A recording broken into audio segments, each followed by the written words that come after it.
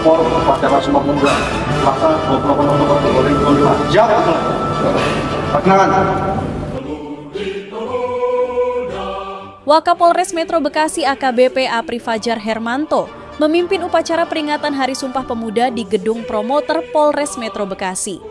Upacara digelar sebagai bentuk penghormatan terhadap nilai persatuan dan kebangsaan yang lahir dari momentum Sumpah Pemuda tahun 1928.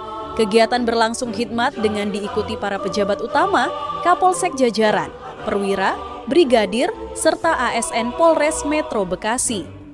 Peringatan ini diharapkan mampu memperkuat disiplin personel Polres Metro Bekasi dalam menghadapi tugas pelayanan dan pengamanan masyarakat di wilayah hukum Kabupaten Bekasi.